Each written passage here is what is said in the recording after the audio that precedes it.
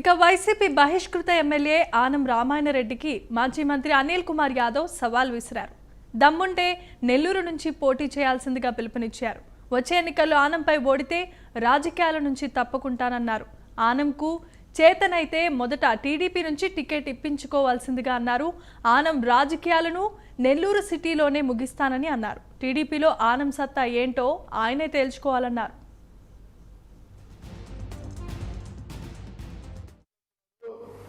నెల్లూరు నగరం నుంచి నేనే పోటీ చేస్తాను, ఈరోజు తేల్చుకుందాం అని చెప్పి ఇంకో 3 నెలలే కదా, 2024లో నువ్వు నేను కలిసే పోటీ చేద్దాం ఇక్కడ నెల్లూరు నగరంలో.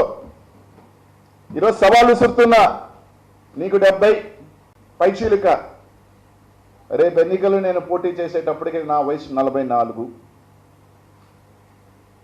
రాజకీయాల్లో మన ఇద్దరం తలబడతాం రేపు రా. నేను కానీ ఓటమి చెందితే రాజకీయాల్లో నుంచి శాశ్వతంగా వైదొలుగుతా, శాశ్వతంగా. ఇంకా రాజకీయం అనేది పేరు కూడా ఎత్తను.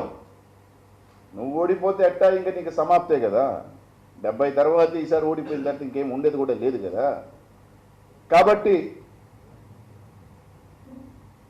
నీకు టికెట్ తెచ్చుకునే చాలా, నీది పెద్ద కుటుంబం, నువ్వు 6 సార్లు ఎమ్మెల్యే, ఎన్నిసార్లు మంత్రి అని చెప్పుకుంటుంటావు కదా. రా, ఆ మాలోకల్ని, ఆ పులికేసిని, ఆ పప్పుని రోజు పోయి దండాలు పెడుతున్నారు కదా, రా పోటీ చేసుకుందాం మన ఇద్దరం. ఈ బచ్చగాడి మీద పోటీ చేయి. నువ్వే చెప్పావు కదా పోటీ చేస్తానని, నువ్వే కదా చెప్పింది, నేను కాదు కదా.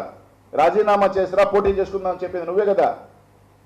చెప్తున్నా, ఎక్కడ ప్రారంభమయ్యో అక్కడే ముగించేస్తాను ఈ రాజకీయాన్ని. ముగించిన పక్షాన జగన్మోహన్ రెడ్డి గారి ఆశీస్సులతో, నెల్లూరు నగర ప్రజల ఆశీస్సులతో